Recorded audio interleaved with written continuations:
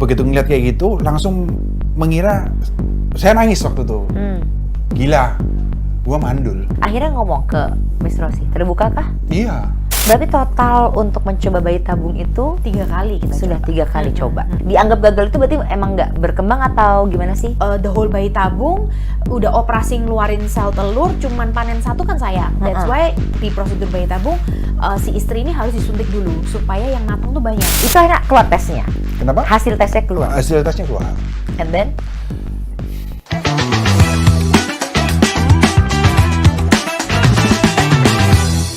Hai sahabat Kompas TV, hari ini tuh spesial ya, menurut saya spesial karena bintang tamu saya ada 2 orang, sepasang gitu ya, bisa dibilang ini adalah sepasang lovebird yang dari dulu lovebird-nya tuh udah anggapannya nggak bisa terpisahkan gitu, yang bisa mungkin menjadi sebuah cerita dan juga pelajaran gitu untuk para pejuang garis 2. Jadi di kode hari ini bersama saya dengan Wulan Juliani, sesudah kedatangan Miss Rosi dan juga Chef Ken. Halo. Ya, hai, apa kabar? Senang banget nih mungkin kalau misalkan pemirsa Kompas TV pada suka ngeliat di TikTok atau di Instagram tentang pejuang garis 2 gitu ya, Miss Rosi ya. Nah ini adalah pasangan yang menurut saya sangat memberikan inspirasi untuk para pejuang garis 2 ya. Karena di Indonesia itu masih bisa dibilang bukan tabu ya, orang masih takut untuk membicarakan tentang garis 2. Bener, takut dikira nggak subur, takut diomongin, Betul. dan takut dipergunjingkan kali ya. Benar, mungkin justru yang dibikin takut dipergunjingkan itu bukan sama teman tapi lebih ke keluarga terdekat dulu. Padahal kan keluarga itu harusnya menjadi tempat yang paling aman. dan Ya. support system ya. Betul. 10 tahun Gitu. menikah di Desember, tapi pacaran 7 tahun, berarti totalnya udah 17 tahun. tahun. wah, si 17, selamat ulang tahun. Hari tanggal jadiannya dengan tanggal marriage-nya sama. Sama. Oh ya, Jadi exactly 17 tahun beneran. bener-bener 17 tahun 1 Desember Yes. gitu ya. Berarti 17 tahun bersama-sama. Ingat, bersama-sama 17 tahun ya. Ini adalah sebuah waktu yang tidak sebentar. Bahkan mungkin kadang-kadang di pernikahan 5 tahun atau bahkan setahun juga orang udah pada ya goyah bergejolak gitu. Apalagi dengan permasalahan yang dihadapi adalah keturunan atau anak ya. Tapi sebelum kita ngebahas yang sensitif, aku pengen nanya dulu. Ini ketemunya kan di kampus ya, di salah satu kampus di Surabaya, cie. Nah kebetulan Chef Ken ini senior, apa junior? Senior. Oh, takutnya junior ya. Senior. Seniornya dari Miss Rosi. Jadi ngelihat junior ini langsung udah jadi target atau gimana awalnya? Nah, jadi gimana ya? Ya justru saya yang jadi targetnya. Tuh kan, ini berapa banyak yang menonton akhirnya tahu kalau yang mengejar Chef Ken itu adalah istrinya. Oh, jadi memang Miss Rosi yang ngejar atau? Jadi ceritanya tuh aku habis patah hati kan dari mantanku yang sebelumnya. Oke. Terus I was really devastated gitu. Terus my best friend tuh bilang, "Ya udahlah, kamu cari pelarian aja." Terus aku bilang, "Ke siapa?" Terus dia lewat dong. Terus temanku ini bilang, "Ya udah ke Koko itu aja." Gitu. Mohon maaf, sahabatnya mulutnya sembarangan ya tadi sebenarnya ya. Gampang bener main tunjuk aja orang yang lewat dari dia aja Soalnya gitu. aku beneran patah hati pada saat itu, udah kayak dunia runtuh dan lain sebagainya. Kayak dia tuh berusaha kasih aku distraction gitu loh, supaya aku nggak inget lagi. Ya udah deh, aku bilang, ya udah, ayo kita sama-sama SMS. Dia bilang gitu, kan masih zaman SMS tuh 17 tahun yang lalu kan. Masih zaman 2 detik kan? Iya. Jadi kalau temen kayak, halo, gimana? 2 detik kan. Gitu. Terus bestiku bilang, ya udah kita taruhan lah, nanti siapa yang SMS dibalas sama Koko itu yang ditraktir makan gitu. Dia juga SMS, dia bilang, halo Ko, boleh kenalan gitu. Aku SMS-nya agak pinteran dikit. Oh, beda nih. Ko, aku Rosi, adik kelas kamu. Kemarin mau tanya dong, hasil foto-foto camp jurusan kita yang kemarin itu kapan bisa ditunjukin? Aku mau beli, aku mau lihat gitu. Otomatis dia harus balas dong. Karena aku pada saat itu sebagai Panitia. panitianya. Oh, Gitu. panitianya. So from that simple SMS berlanjut, nikah dong. Gimana coba? Berarti Koko, Chef begitu Miss Rosi ini SMS, kan balasnya awalnya pasti, oh iya bisa diambil tanggal segini mungkin gitu ya fotonya. Terus apa yang buat kamu akhirnya tertarik dengan Miss Rosi? Dia background check dulu, kamu harus cerita. Iya, background Iya. check. Jadi awal-awal itu, karena gini ya, saya ini kan orangnya introvert banget Oh, oke. di tahun itu. Setelah kita lihat sampai sekarang. Itu Kita dia. lihat, terlihat betul masih ada. Jadi setelah itu dia tetap tanya, ya akhirnya mulai timbul ketertarikan. Oke. Dan ketika saya udah mulai tarik, saya tanya, oh ini dia SMA-nya dari mana ya? Oh, akhirnya saya tanya teman saya, oh SMA-nya dari sini. Dia ini gini. Oh, jadi citain sama dia. Oh, ketua OSIS lah ini. Oh, ya, oke. Jadi pinter ya anaknya. Iya pinter apa segala macam. Oke, good lah. Jadi kalau orang-orang pasangan pada umumnya itu hubungan dulu cari tahu, dia cari tahu dulu dong. Baru Background check, berhubungan. ya. Baru memulai. Keluarganya gimana, apa segala macam, adiknya berapa, ini cari tahu semua dulu. Oh, bagus, pantas langsung ya. 7 tahun langsung aja udah pacaran langsung sat kalau jangan salah, enggak sat-sat. Oh, nggak sat-sat. Ups and down tetap. Oh, tetap. Ups and Tapi down. pernah putus nggak? Pas Pernah pacaran? ya, sekali. Soalnya kita sempat LDR gitu. Oh, Aku oke. sempat magang sama kuliah di Eropa 1 tahun, dia tetap di Indonesia. Oke. Gitu. Zaman itu ya itu balik lagi teknologi belum secanggih sekarang, nggak bisa video call gitu. Pada saat itu SMS ke luar negeri Rp5.000 satu SMS yang terbatas. Handphone yang paling itu. canggih saat itu BlackBerry. Iya. Emang belum, gitu. tapi ada Skype kan zaman dulu? Ada, tapi kan ada. nggak bisa terus-terusan Skype kan. Harus pakai komputer juga. Belum lagi kayak kita nggak ada handy. perbedaan waktu juga. Ya, perbedaan waktu dan perbedaan kan ini susah ya. Dulu kan Iya. mahal ya pulsa, nggak kayak sekarang gitu ya. Betul. Zaman dulu kan aduh, saya pernah ngasihin LDR juga kayak tidak bisa ternyata bertahan Iya. juga. Akhirnya putus. Putus. Yang ngajak balikan lagi? Dia persistensi karena dia berpikiran kalau dia starting a relationship, hubungan, dia tuh selalu berpikir nggak ada yang nggak bisa diselesaikan. Gitu. Keren. Apalagi kan kalau saya itu pikirnya gini, pacaran itu sama seperti pranikah. Oke. Ya kan, jadi di-prepare dulu di awal, ya kan. Karena kalau kita pacaran, pada saat pacaran aja udah ngomong, udahlah kita nggak cocok, putus aja. Nah, itu pacaran, ya kan. Apalagi nanti married. Berarti itu bisa dengan mudah dilontarkan. Oke. Ya kan, jadi prinsip saya sama dia waktu itu, kalau memang sampai benar-benar nggak bisa, ya udah mau diapain. Tapi dia akan berjuang sampai bener-bener kayak mentoknya gitu. Oke, akhirnya memutuskan untuk menikah setelah 7 tahun. Kenapa? Apa sudah kayak, akhirnya kita harus, udah siap, atau kayak, I cannot live without you. Aku gak bisa hidup tanpa kamu. Awalnya itu kalau kita pada saat mau menikah itu targetnya umur ya. Oh. Kalau orang Indonesia itu kan selalu targetnya umur sekian ntar menikah. Iya. Ya kan? Pada saat itu belum umur 30 itu berapa tahun itu targetnya, oh iya ntar kita nikah pada saat umur sebelum 30, maksimal 30. Oke, mentok lah 30. Mentok ya. Terus kemudian timbul pembahasan harus punya rumah dulu. Iya, kita tuh punya gambar ideal sebelum nikah yang orang tua kita kasih ke kita. Oke. Gitu. Jadi kalau mama selalu ngomong, kamu baru boleh nikah kalau kamu udah punya rumah, Oke. udah punya kendaraan sendiri. Dan itu jadi value Udah kita mapan lah. dulu awalnya gitu. Makanya sebelum nikah kita sempat DP rumah, kita securein dulu nih. Jadi kita tuh kerasa nggak pede aja kalau memasuki gerbang pernikahan itu tanpa punya itu at that moment gitu ya. Wow, berarti ini udah bener-bener harus terplanning ya. Iya, tapi seharusnya nggak kayak gitu juga, Nah, nggak apa-apa. itu yang membuat gitu. anak-anak zaman sekarang pasti tidak ingin menikah. Benar, karena standarnya makin tinggi, harga Betul. rumah makin Makin naik, mahal. nggak kekejar, Tapi jangan gitu. salah, pada saat itu akhirnya apa? Juga nggak keturutan. Karena kita udah DP rumah, ternyata developernya zong dong. Jadi kita Jadi rugi dong. Kabur, bener, rugi. uang 1 juta untuk DP hilang. Tapi aku bersyukur kita diizinkan Tuhan melewati hal-hal itu untuk kita latihan nih sebelum masuk rumah tangga. How do we solve the problem berdua, gimana? Gak saling salah-salahan, tapi kayak oke, solusinya apa? Gitu. Jadi itu precious moment. Sekarang baru bisa ngomong gini. Iya. Pada saat ketipu dulu ya pressure banget, stress banget gitu. Angin ribut halilintar juga dong? Iya, Oh of iya, course. Topan badai apa Lanina Iya kayak. semua ya. Tapi siapa yang lebih sering mengalah? Awal-awal dia tuh tipe yang super sabar gitu karena Awal-awal. awal Sampai maksudnya sekarang bagaimana nih, Miss? maksudnya setelah itu aku bisa catch up kesabaran kamu Oke. gitu loh, Oke. ya kan awal-awal dia itu mature, memang sudah sangat dewasa ya, bijaksana, dia bantu aku banget untuk bisa jadi pribadi yang lebih sabar, ngelihat satu sisi itu nggak cuma dari satu angle, lihat lebih holistik. Jadi dia mempersiapkan aku untuk jadi seorang istri, seorang ibu gitu. Jadi luar biasa. ya, I'm really thankful. Oke, jadi memang ternyata kedua orang di depan saya ini gitu ya, sahabat Kompas TV itu emang udah klik, udah jodoh tuh gimana lagi gitu ya.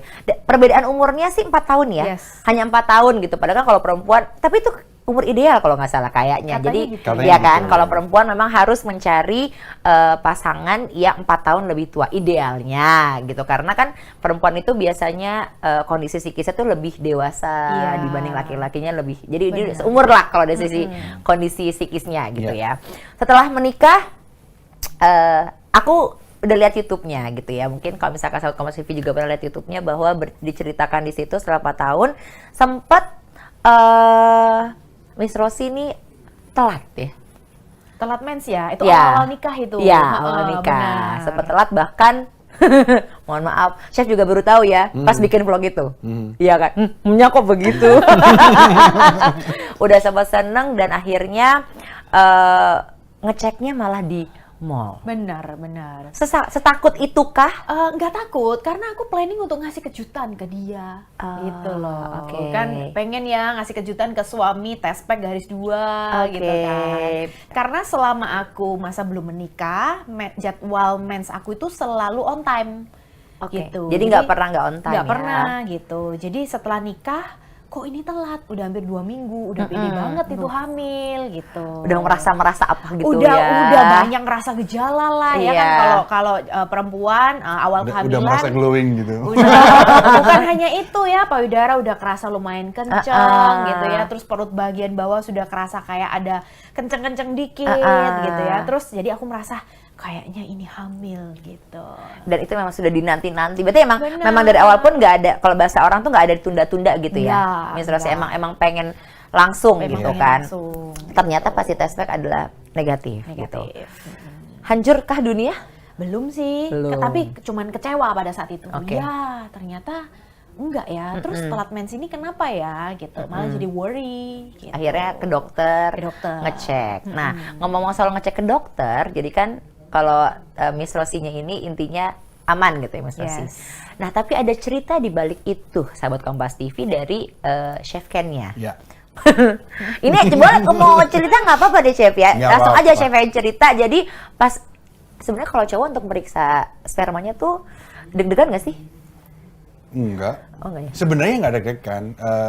Jadi kalau untuk proses periksa sperma, ya itu ya basically kita cuma masturbasi aja. Iya. Ya, as simple as that. Oke. Ya kan? The boys thing ya. Ya, boys thing. Harusnya ya. lebih piawai ya. Ya. Tapi ada loh cowok-cowok yang kalau analisa sperma agak susah karena mungkin mohon maaf mereka nggak tahu ya, nggak terbiasa masturbasi atau kena pressure mau dianalisa. Oh, Ya, atau bisa. juga kepercayaan mereka atau gimana, nggak ngerti. Oh iya, Betul. kepercayaan bahwa masturbasi itu kan dilarang. agama Dilarang, juga, iya. gitu. Nah kalau Chef waktu itu tertekannya kenapa ya Chef? Ini cerita cek analisa sperma pertama Pertama kali ya kali. berarti ya. Berarti Oke.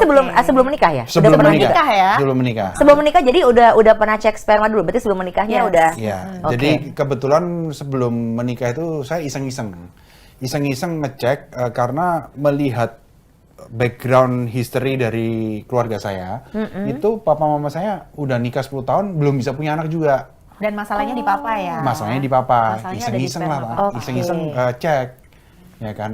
Ternyata ya pada saat ngecek itu, nah ini timbul yang tertekannya yang pertama kali itu. Jadi di sana kan kita disuruh dimasukin ke ruangan, ya kan. Terus ini saya masih ingat ini pertama kali cek sperma itu awkward, ya.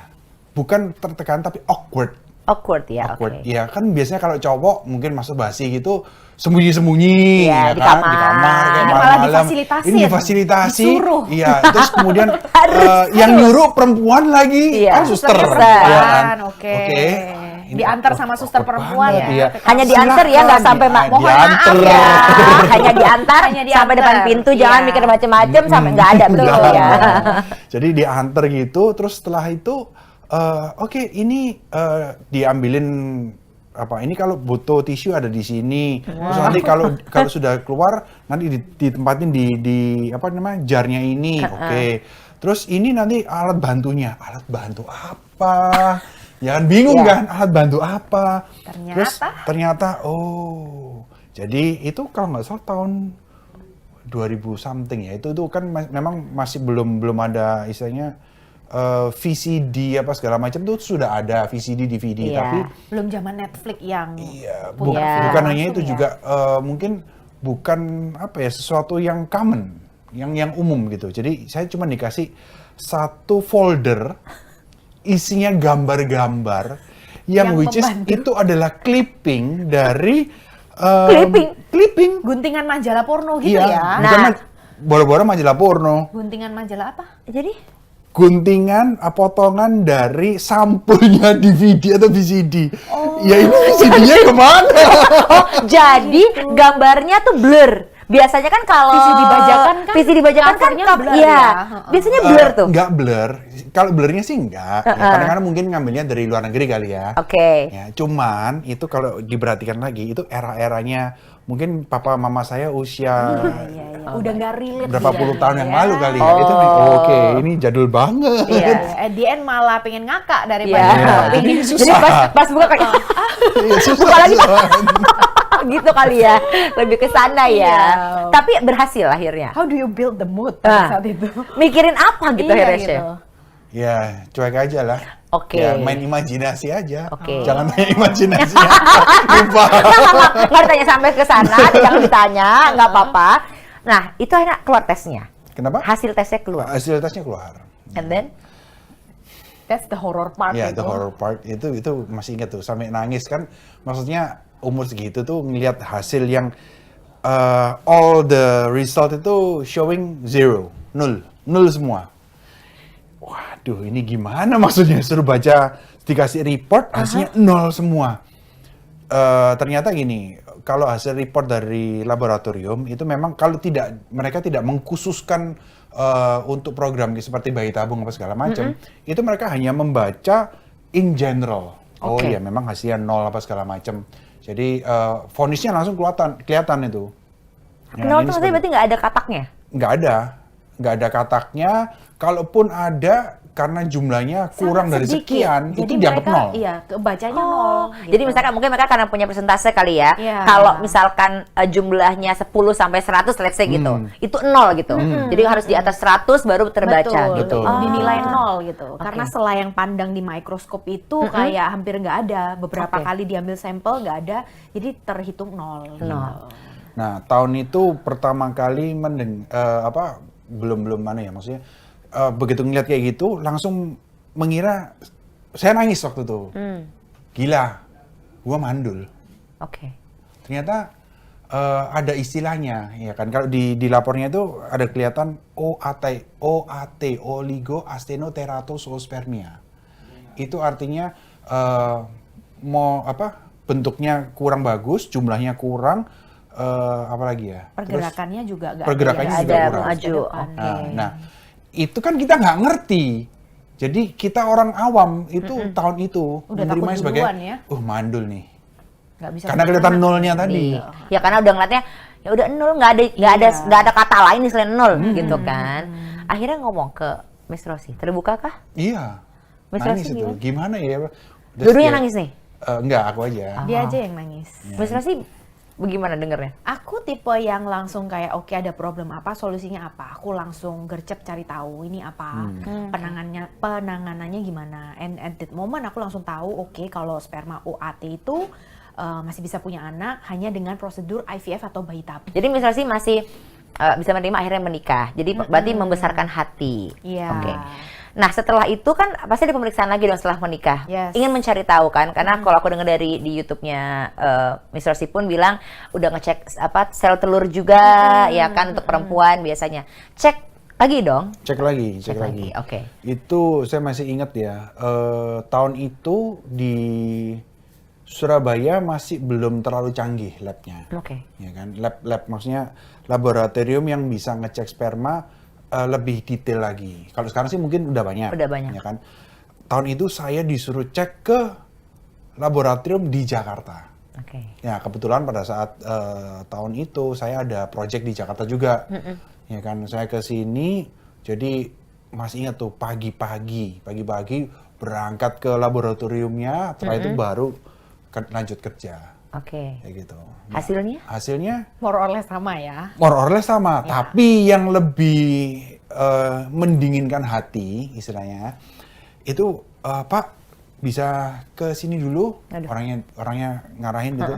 Ini hasilnya apa Pak? Ini memang jumlahnya disebut sama dia jumlahnya apa segala macam, kurang apa segala macam. Tapi ini ada sama dia itu direkam. Jadi nanti hasilnya itu berupa VCD. Wah, akhirnya ada VCD juga nih. Ada VCD. Zaman itu ya. Ya kan, ada VCD-nya, terus lihat, oh ada kataknya gerak-gerak, apa segala macam. Dia langsung Plong. lega karena masih ditemukan ada sperma yang hidup di sana, seenggaknya kita masih punya harapan. Disitulah akhirnya. Disitulah. Berarti total untuk mencoba bayi tabung itu 3 kali kita sudah coba. 3 kali coba. Itu dianggap gagal itu berarti emang nggak berkembang atau gimana sih sebenarnya, Miss? Yang pertama udah embrio transfer, jadi proses bayi tabung kan sel sperma sama sel telur ditemuin di luar tubuh kita, gitu ya. Terus sudah terbuahi, terbentuk embrio, dikembalikan ke rahim. Yang IVF pertama udah balik ke rahim, masuk 3 embrio, itu tidak ada kehamilan yang dicapai. Nah, alasan untuk kegagalan bayi tabung ini memang dokter nggak pernah bisa benar-benar ngejelasin ini karena ini. Gitu. Jadi memang ada faktor kehendak Tuhan, ada faktor perkembangan embrio di dalam yang kita nggak bisa monitor, ada faktor dari rahim juga. Yang pertama udah masuk 3, tidak tercapai kehamilan. Yang kedua kualitas embrio lebih baik, dimasukin 2 juga tidak ada kehamilan. Dan yang ketiga justru setelah dikawinkan embrionya itu nggak berkembang dan nggak bisa sampai masuk gitu karena dia udah mati di luar istilahnya gitu. Jadi step kita 3-nya belum tercapai. Belum tercapai. Jadi yang step 3 itu bikin PR tuh. Kenapa? Habis masturbasi, disuruh masturbasi lagi. Hah? Oh iya. Karena dinilai jumlahnya kurang nggak bagus. cukup. Karena Iya. kan aku panen sel telur 20 ya. Paling tidak harus ada 20 biji sperma, 20 ekor sperma nih. yang harus dibuahi. Iya, Oke. supaya telur aku nggak nganggur. Kan sayang banget. Karena Benar. untuk ngeluarin sel telur dari tubuh wanita itu effort banget. Kalau cowok yang ngeluarin sperma tinggal masturbasi doang, dia keluar. Nah, kalau Kalau ini cewek, kita harus besarin dulu. Karena tiap bulan cewek kan cuman mateng paling tidak satu sel telur. betul. Tapi kalau the whole bayi tabung, udah operasi ngeluarin sel telur, cuman panen satu kan sayang. That's why di prosedur bayi tabung, si istri ini harus disuntik dulu. Supaya yang matang tuh banyak. Oh, yang di perut itu ya? Iya, Kak? suntiknya di perut, aku bisa panen 20. That's why kita perlu paling tidak 20 sel sperma.